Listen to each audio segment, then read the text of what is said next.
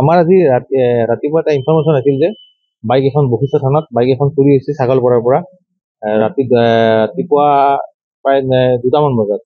তো সেই হিচাপে সংক্ৰান্তে আমি এটা কেছ ৰিভিউ কৰিছিলোঁ। বাইকখন আছিল বুলেট গাড়ী আছিল, এখন ৰয়েল এনফিল্ডৰ AS01FR1597। লগ ভাঙি লৈ যাব বুলি ক'লে। আমাক 7টা বজাত আমাক ইনফৰমেশ্যন দিলে যে বাইকখন চুৰি হৈছে। আমি 7টা বজাত কেছ এটা ৰেজিষ্টাৰ কৰিলোঁ। ৰেজিষ্টাৰ কৰি লগে লগে তাক তৎক্ষণিকভাৱে তদন্ত আৰম্ভ কৰিলোঁ। তদন্ত আৰম্ভ কৰি আমি গোটেই মোৰ যোৰাবাট আউটপোষ্টৰ আৰু IC-কো জনালোঁ কথাটো। IC তৎপৰতা আৰু আমাৰ বশিষ্ঠ থানাৰ তৎপৰতাত আমি মানে বাইকখন আৰু এটা চোৰ ধৰিবলৈ ইমিডিয়েটলি সক্ষম হ'লোঁ।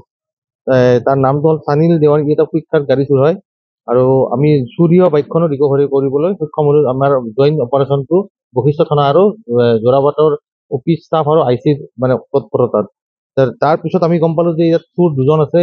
যিহেতু এজন ধৰা হৈছিল, তাৰ লিডত যাই এই কেছটোৰ লগত জড়িত মহৰ আলী বুলি তেওঁক আমি মানে পিছত কৰাক্ত কৰোঁ। তাৰ ঘৰ হ'ল তাৰাবাৰী বৰপেটা। আৰু এই ঘটনাটো মানে আমাৰ ৰিপৰ্টিঙত মানে 12 ঘণ্টাৰ ভিতৰত ট্ৰেক হৈছে আৰু।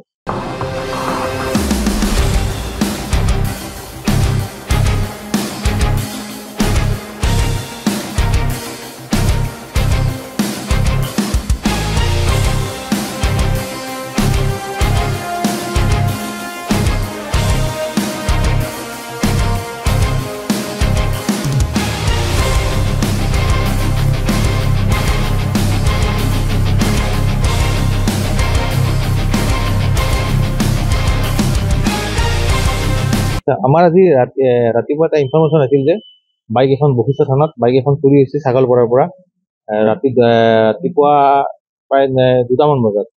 তো সেই হিচাপে সংক্ৰান্তে আমি এটা কেছ ৰিভিউ কৰিছিলোঁ। বাইকখন আছিল বুলেট গাড়ী আছিল, এখন ৰয়েল এনফিল্ডৰ AS01FR1597।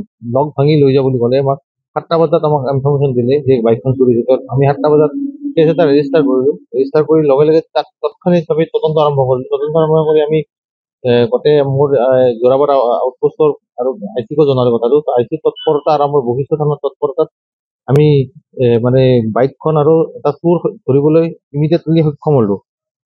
তাৰ নামটো হ'ল চানিল দেৱান। এটা কুইক-কাৰ্ট গাড়ী চোৰ হয় আৰু আমি চুৰি হোৱা বাইকখনো ৰিকভাৰী কৰিবলৈ সক্ষম হ'লোঁ। আমাৰ জইণ্ট অপাৰেশ্যনটো বশিষ্ঠ থানা আৰু যোৰাবাটৰ অফিচ ষ্টাফ আৰু IC-ৰ মানে তৎপৰতাত। তাৰপিছত আমি গম পালোঁ যে ইয়াত চোৰ দুজন আছে।